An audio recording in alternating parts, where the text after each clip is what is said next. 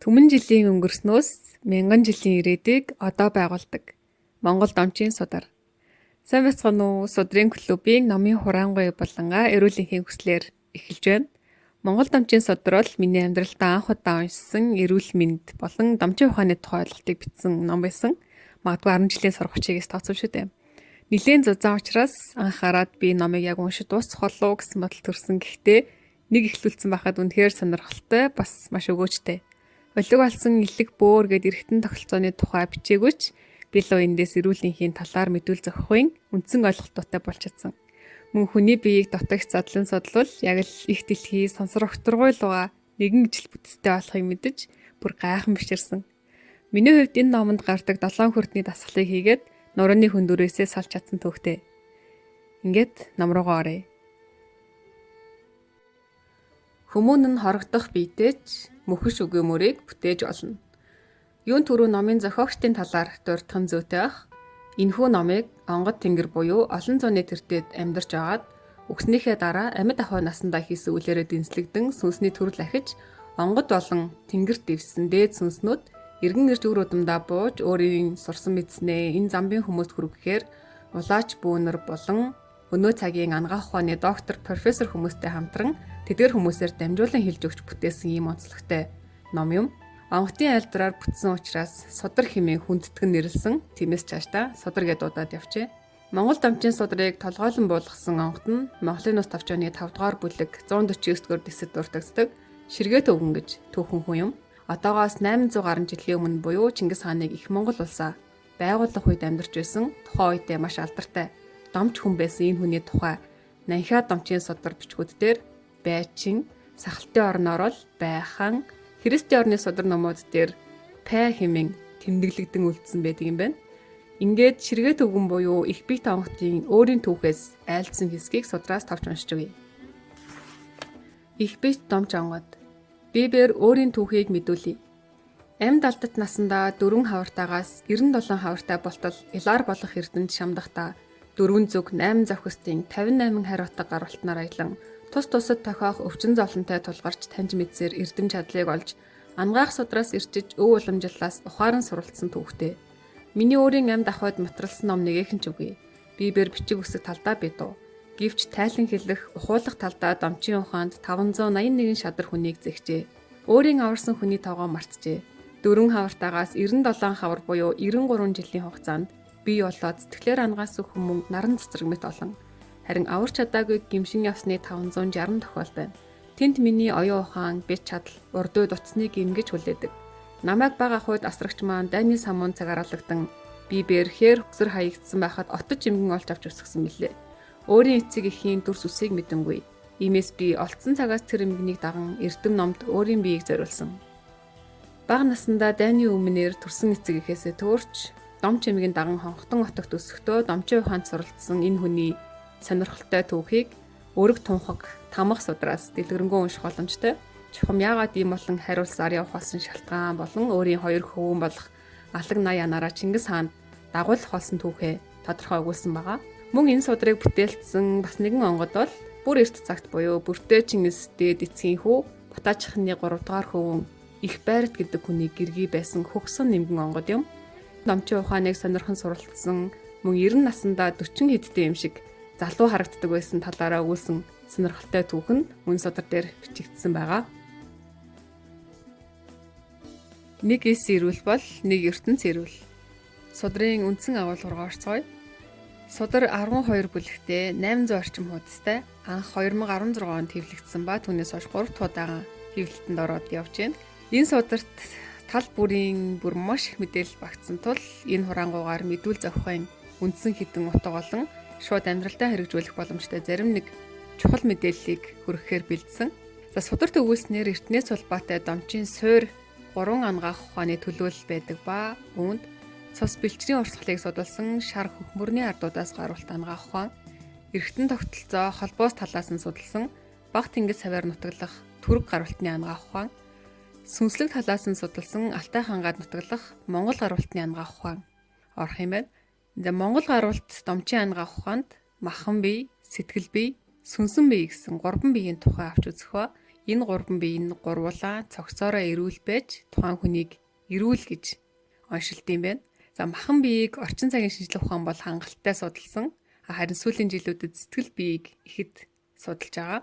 За сударт сэтгэл бие хэмээх чинь махан бие болон сүнсэн бие хоёрын дундаас үүсэх хөдөлгөөн, дуу авийг хэлнэ гэж тодорхойлсон байсан. За тэгвэл сүнсэн бие гэж яг юу юм бэ гэвэл хүн анх бүрэлдэн бий болохдоо эхийн улаан тосол буюу өндөн эс, эцгийн цагаан тосол буюу эрэс, за тэнгэрээс ирэх алтан тосол буюу сүнс 3 нийлж ээж хүний амь бүрэлдэж бий болдог гэж Монгол ухаанд үздэг. Эхийн хевлээд ураг бүрэлдэн бий болохдоо эхийн улаан тослоос дасан зохицох, хэлбэрчэнд үрсчих ерөнхий дүр төрх бий болж өсч хөгждөг бол эцгийн цагаан тослоос хүний мөн чанар байх ёстой зөв тогтлын мэдээллийг авдаг ба хүний яс, мах, зүрх, судас ямар хэлбэр төрхтэй тэр бүх мэдээлэл цагаан эсээс өгдөөд түүнийг нь улаан эс хэлбэржүүлэн бүтээдэг ба энэхүү үр тогтох, ураг бүрэлдэх үйл явц тэгш байх, амьдрах чадвартай байх зэрэг хүний эгэл үйл хөдөлгөөнөөс ахуулаад ирээдүйд суралцах, нарийн төвөгтэй үйл ажиллагаа хүртэлх үйлдэлт холбоотой эрчим, түүний өсөлт хөгжилт тэнцвэржилт нь алтан тосол буюу сүнснээс үүдэн гарч боловсрч хөгждөг юм байна. За тэгэхээр сүнс гэдгийг нэг үгээр ам гэж ойлгож болно. Хэдий эцэг эхийн улаан цагаан эс байлаач ам байхгүй бол ураг бүрэлдэж амьдрал цааш үүсэхгүй гэсэн үг. Амьдрахын тэнцвэрийг хадгалах үүрэг тээсэн сүнс нь хурдээр дамнуулан махан бодоо бүрэлдүүлж удирдах ба мөн махан биеийг өсгөх үүрэгтэй байдаг. За хүний биеэс сүнсийг нь салган авах юм бол бүх үйл ажиллагаа зогсдог ба үүнийг бид үхэл гэж нэрлэдэг. Тэмцэл буй цагт тэнцэл эхэлдэг, тэнцэл тогтохын цагт тэмцэл эхэлдэг. Цааш нь хүний биеийн хүртний тухай өгүүлээ. Хүрт гэдэг нь сүнсэн биеийг тэтгэж байдаг окторгуй орон зайнаас эхийг олсон хийн судал буюу хүний биеийн хийн урсгалуудын зангилаа, төвүүдийг хэлдэм байна. Хүрд нь оршин бие орон зайнаасаа эрчмийг өөртөө татан сүнсээ хүчжүүлж яадаг бол сүнс нь хүрдээр дамнуулан уургийг хуралдуулж эргэтэн тогтолцоог бүрэлдүүлэн биеийг хөдөлгөж биеийн доторх хийн судлуудаар эрчмийг эргэлдүүлэн сүлж уурагт биеийн зүй тогтлыг удирдах байдаг. Ийм зүй тогтолтой байдаг. Хүний бие дэх эрчмийг сүлж буй хүрдүүдээс хамгийн том нь 7 голч хүрд байна. Энэ 7 голч хүрднээс цацран гарах хэмийг эргэтэн тогтолцоо руу тэжээл болгон хүргэж байдаг. Туслах 108 хүрд байдаг. За үндсэн 7 хүрд бол оройн хүрд, мэлмий хүрд, хоолойн хүрд, зүрхэн хүрд, наран сүлжээ хүрд, үржихийн хүрд, үндэс хүрд 7 юм. Хүрдүүд идвэх төвшөндөө энд бичсэн тод өнгийг гаргадаг бол өнгөгүй саармаг байх тусам хүний биеийг өвчлөлтэй гэж үздэг. Эдгээр үндсэн 7 хүрд нь хүндийн хүчнийхээ дарааллаар буюу хүнд нь доороо, хөнгөн нь дээрээ дарааллан оршиж эргэлтийн хүчний тэнцвэрийг бий болгодог.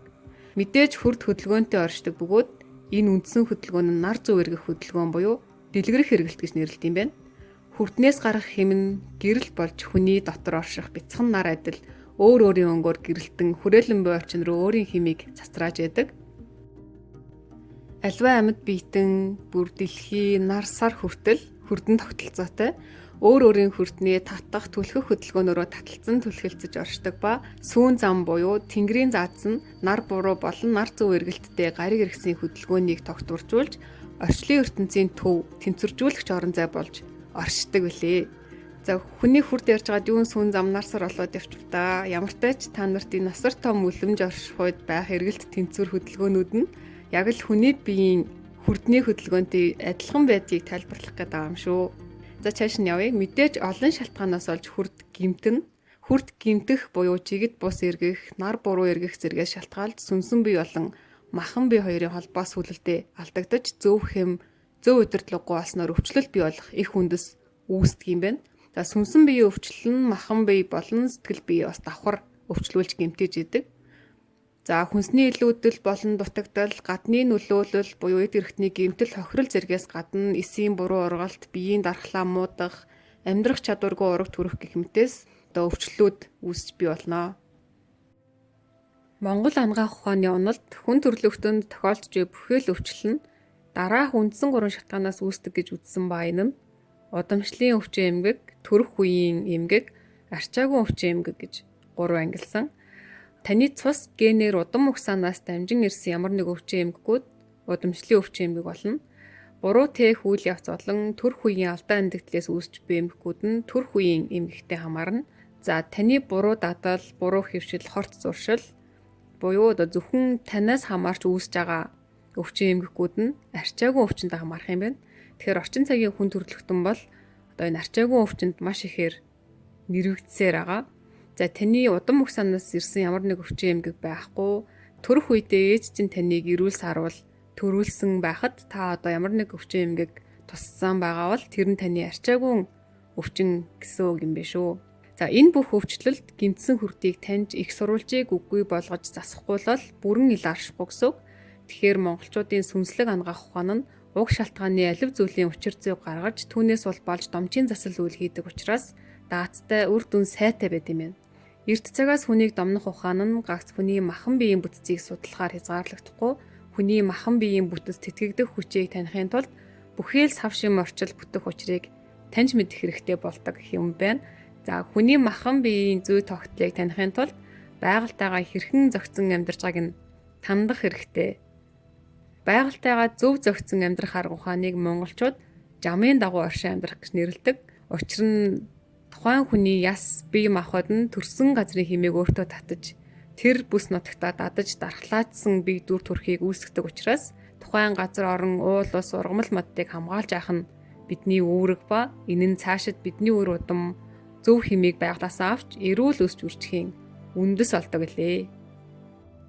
Амьдрал бол далай, хүмүүн бол хутгуур. Бүгдийг хутгаж дийлэх мэт шунах хэрэггүй. Хутгуур бохирвол далай бохирдно. За одоо орчин цагийн амьдралын хэвшил болон хүний буруутай дадлаас үүдэлтэй хүрдийг гэмтээж идэг хүчин зүйлсийг нэрлэе. Оройн хүрд байгальтайгаа харьцах зан үйл дутах, тайлах тахилга үлдэхгүй байх, зөнгөөн сэрэхгүй байх, мөн юм уншиж сурч мэдгүй тэнгэр од нар сарыг харахгүй байхад гэмтнэ. Мэлмий хүрд олон өнгийн ирээлжилсэн зүйлийг удаанаар харах, мөн харагдаж байгаа зүйлс нь хит эмх цэгцгүй байх, бас харааг хязгаарлаж мэлмийг дарахад гэмтэн. Хоолойн хүрд огт дуу аваа гарахгүй, хүмүүн хоорондоо харилцаа үүсэхгүй удах үед гэмтэн. За зөв амьсгалахгүй мөн тунгалаг салхийг мэдрэхгүй байхад энэ хүрд гэмтнэ. Зүрхэн хүрд сэтгэл хөдлөлөө илэрхийлж гарахгүй нуух, дарах, мөн игээл хайр, ихсийн халамжийг мэдрэхгүй өсөх, зөв бүтцтэй хэм даршаан ус хэрэглэхгүй байхад гэмтэн. Наран сүлжээ хүрд нарны гэрлээр дутах, харанхуй газар удаан байх. За ургах цагтаа ургаагүй буюу хиймэл ургамал ногоог ихээр идэхэд гэмтэн. Үржгэн хүрд хоол хүнсийг зөв зохист хэмэнд хүртэл нь зажилж идэхгүйгээс шүүрэл ялгаруулдаг эрхтнүүдийн үйл ажиллагаа хямарч гэмтдэг. Мөн бодисын солилцоог гэмтээх зүй бус хүнс ургамал унд идэх нь өрчгөн үрдийг гэмтээд юм байна. Үндэс хүрдийг гэмтээх хүчин зүйлс нь газраас хөндий тусгаарлагдж амьдрах, мөн сэтгэлийн тэнхээ үгүй зовлон амархан няцрах, за мөн хар сүнсний идэвхжил ихтэй угссан газар хит удаан байхад энэ хүрд гэмтдэм байна. За сүүлд нь бүхэл амьд биетний хүрдийг гэмтээж хохироодог хідэн томоохон хүчин зүйл байдаг ба эндээс 3-ыг нь дурдъя. Нэгдүгээрт агаарын бохирдлоос үүдэлтэй ягаан гэрлийн туяаны нөлөө байна. Энэ нь үндэс олон өрчгөн хүрдийг ихээр гэмтээдэг. Энэ нөлөө нь хүний арсыг гэмтээж байгалийн зүйлээс харшимтгай болгодог. Дараачих нь хар эрчмийн нөлөөнд автах. Энэ нь наран сүлжээ болон үндэс хүрдийг гэмтээснээр хүн юу хүсхээ мэдхээ болж махан бие болон сүнсэн бие хоёрын зөрчил ихтээд ухамсаргүй үйлдэлүүдийг ихээр хийж эхэлдэг. Арх тамхинд донтох нь энд багтдсан байна. За хамгийн сүүлд буюу хамгийн аюултай нь шар эрчмийн нөлөө буюу шар нунтаг уран юм. Уран нь байгаль дээр ил байх ёсгүй зүйл ба дэлхийн гүнд байх ёстой хөрс ил гарч хамгаалалтгүй болоход нарны гэрэлд энэ шар эрчмүүд үүсдэг. Энэ нь өрчгөн үрдийг ихээр гэмтээснээр бүхэл булчирхаалаг эрхтнүүд гэмтэн уушигны цэлхнүүд үржих чадвараа алдснаар уушигнаасаа эхлээд тангаршиж түлэгддэм юм байна. Ингээд удамшилд үр хөвгөдөд нөлөөлж цогцос хүүр болоход ясн шар будаа цацах мэт сарнин алга болох хүртэл ийм хор хохирлыг учруулдаг. За мөн цацрагийн нөлөөгөөр сүнс уурагт бие нөхцөлдүүлэх тэнцвэр алдагдаж удамшлын мэдээллээс өөр ураг бүрэлдэхэд нөлөөснөөр гач хөгжилтэй илүү дутуу эргэтэнтэй хүүхдүүд ургууд бий болдод идэм байна. Бас өсөж хөгжих эсийн үйл явцад сөргөөр нөлөөлж өмнө агуулгадах мэдээлдсэн эсээс өөр эс бүрэлдэхүүн тогтсноор хавдар болон элдэг ургацгийн эсүүд бий болж шүүрэл дутагдсан учраас чулууждаг. Тэгэхээр одоо хүчтэй яригадаад олборлож болно болохгүйгээд маргалдаад байгаа энэхүү шар нундгийг газрын гүнээс ухаж гаргана гэдэг нь зөвхөн хүнээр зогсохгүй бүхий л амьд биетний эрүүл, урт удаан аж төрж өсөж үржих амьдралд за бүр цаашлаад дэлхийн эргэл тэнхлэгт хүртэл урт хугацаанд сөргөөр нөлөөлөх учраас яавч байж болохгүй зүйл юм биш үү? Цагаан ариглаж ихийг бүтээн, цусан ариглаж мөнх оршин. Судрын тавчлалаа дуусгахаас өмнө өдөр тутмын амьдралдаа хэвшүүлснээр эрүүл байхын үндэс болдог 3 маш чухал зүйлийг тайлбарлая. Энэ бол зөв амьсгалах, зөв зажлах, зөв нойрсох 3 юм байна. Энэ 3 нь хүний төрхөөс өөхөх хүртлээр тасралтгүй хийдэг дадал учраас энийг зөв хийх нь эрүүл байхын эхний мөн чанар болж өгнө. За хэрхэн зөв амьсгалах вэ гэвэл эхлээд цэх суусан байна. Хөлөө ачихгүй бас нуруугаа бүхтэлэхгүй. Ингээд хамраараа уушгаа дүүртэл гүнзгий амьсгал аваад буцаагаад хамраараа айж ухан гаргана. Миний хувьд орой унтахын өмнө энэ амьсгалыг бүр гүнзгий буюу уушгаа хүндүр мэдрэгдэлтэнд хэлээд буцаагаад бүх агаарыг шавхаж гаргах байдлаар хийдэг. Ингэхээр нойр их амархан хүрдэм байлаа. За сударт өгүүлснээр зөв амьсгалж чаддаг хүн амьдралд итгэл дүүрэн байж ирээдүйд тэмүүлж яадаг. Хэр гүн амьсгал нь төдий чинээ итгэл төрнө. Итгэл гүн байх тусам нүдний харц тогтвортой байж цог улам тодорч нүдний өнгө гялтгандаг. Харин цөхөрсөн ядарч төвөгшөөсөн үедээ бид нар маш гүйхэн богино амьсгалдаг ба ингэснээр санаа алдалтууд ихсдэг. Энэ нь хүчил төрөгч дутагдсны шинж юм байна. Энэ үед тархи халж эхэлдэг учраас халуун төвшөнд тархинд муу дурсамжууд сэргэж энэ дурсамжаа мартахын тулд тархи мартамхай олж эхэлдэг юм байна. За мэдээж бид эрүүл эрч хүчтэй байхын тулд өдөр бүр хооллолдог. Хоолыг зажиглахад шүлс сайн ялгараагүй бол ходоод хоолыг сайн боловсруулж чадахгүй. Ходоод хоолоо сайн жижиглж чадахгүй бол элэг нойр булчирхай шимэгдүүлж дийлдэхгүй юм байна. За дутуу боловсрсан хоол гадагшлагтаа хүртэл гэдэс болон дотор эрхнийг гэмтээж яадаг. Хоол тэжээлээс хангалттай шин тэжээлээ аваагүй эдгэрхтэн зөв зохистой нөхөн төлжиж тэтгэгдэх орон зайн алдагдана. Иймээс шүүрэл булчирхайн хөдөлгөөний эхлэлийг амны хөндөгөөсөө эхэлж зөв татлаар хөгжүүлж аж төрөх ёстой. За зөвж ажиллахын тулд суугаагаараа зажлах буюу тэгш хэмтэй хооллох нь хамгийн зохистой. Хоолыг хамгийн багадаа 45-аас 60 удаа зажилд идвэл хангалттай бяцарч ходоодонд боловсроход тустай болно. Мөн хоолыг 45 зажлахад бүх булчирхаанууд шүүрлээ ялгаруулдаг ба энэ ялгарсан шүлсэнд хүний биед хэрэгтэй олон төрлийн шүүрлүүд үүсдэг юм байна. Зажлах тусам их шүүрэл ялгарна.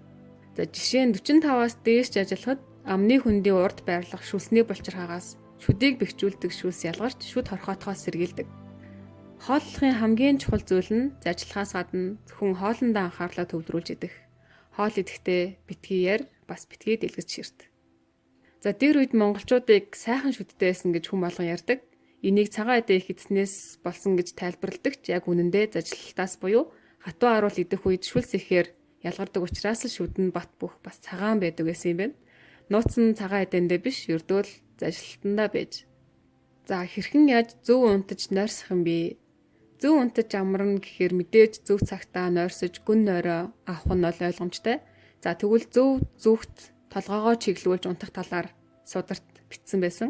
Энэ ямар учиртай юм бэ гэвэл зөв зүг гэдэг нь алтан гацоодны байрлуулах хойд зүг юм байна. Яагаад хойд зүг рүү толгоогоо чиглүүлж унтах нь зөв юм бэ гэвэл дэлхийн хойд өмнөд 2 туйлын соронзон орны хэмийн урсгал нь урдаас хоошоо, хойноос урагшаа чиглэлтэй газар доогуур болон газар дээгүүр урсаж идэм байна.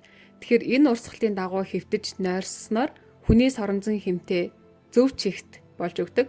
Тэгэхээр буруу тийшээ хараад хэвтчих юм бол энэ соронзон хэмийн урсгал нь хоорондоо зөв байж чадхаа болоод хүний бөөрийн соронзон долгионы хэм нь алдагдаж эхэлдэг юм байна. Ингэснээр мэдээж хүрдэнд халив орж хүрдний өвчлөл за тэгээ цаашаа бие махбод болон сэтгэл санааны өвчлөл болж гүнзгийрнэ гэсэн үг. Тэгэхээр бүгдээрээ зөв амьсгалыг, зөв зажлыг бас зөв нойрсъя. Зүрхэн хань зөвхөлтайсан хоёр үннийг хэлнэ. Монгол намчийн судар нь амьд биеийн бодисын солилцоо, био зохицуулгыг хүрд гэдэг ойлголтод базж хэм, эрчим, байрлал, өнгө хэлбэрээр нь хүрдний ажиллах зарчмыг дэлгэрэнгүй тайлбарласан судар байлаа. Мөн окторгоо одоос туссан эрчим их дэлхийд ойж эргэж урсгатаа хүний бие махбод, сэтгэл санаа, энергийн урсгалт хэрхэн нөлөөлж байдгийг мэдж авсан. Монголчууд бидний өвөг дэдэс ураг бүрэлдэхээс ахуулаад насан өөд болтлох амьдралын бүхэл хэмнэлээ амьдарч буй газар нутаг, хоол хүнс, ахуйтайгаа төгс зохицуулсан мэдлэгтэй байсан ба элдэн өвчин эмгэг олсон тохиолдолд зөвхөн махан биеийг бус сэтгэл санаа тэр бүхэл сүнсний төвшөнд хүртэл эрүүлжүүлж эмчилдэг байжээ. Энэхүү Монгол дамжийн садар нь нүүдэлчин түмэн тал хэр нутагтаа олон зуун мянганыг өгтөж үдэж амьдрахдаа тэдний ажиглаж, хурааж, өвлгүүлж олж авсан эрдэм чадал, хүнийг эмчлэх арга барил нь ямар агуу олохыг нотолж баталсан садар юм. Сав шимийн ертөнцийн үүсэл, хөгжил, мөхөл, байгаль дэлхийн орших зүй тогтол, амьд биетийн сүнслэг харилцаа энэ бүхэн зам ёсонд захирагдан эргэлздэг гэдгийг ухааруулж, хүн байгаль дэлхийтэйгээ хэрхэн зохицон амьдрах арга ухааныг зааж, гарах гарцгүй мухардаад байсан саатыг нэвтлэн хүн төрлөختөнд торгоо ертөнцийг өөр өнцгөөс харах цаг ирснийг энэ содроос санууллаа. Энэхүү содөр нь асар их цаг, олон хүний хөдөлмөр, чин сэтгэл, хайр, нулимс, баяр багтал, бишрлээс гадна атаа хорсол, саад дотор хараалж чадхан дунд бүтсэн болно. Учир нь хар сүнснүүдэд хүмүүс мунхаг мэдлэггүй байвал тэд хүчрхэг байж оршин тогтнож чадах учраас тэр юм. Моныг голлсон буюу мөн чанарыг голлоход зорилго олгон улсаан хүртэл Монгол гэж нэрлсэн өвгдийн цус, нулимс хөлсөн үхээд сүнс олсон атал өнөөдөр ч та бидний төлөө урсаж байгааг ухаарч Монгол орноо мандан бадруулж өвгдийн итгэлийг үл огоорон итгэл сэтгэлдээ шүншиглэн дээдэлж Монгол ломгчлоороо босоо оршихыг хүсэн ерөөй. Тэнгэр Монгол газар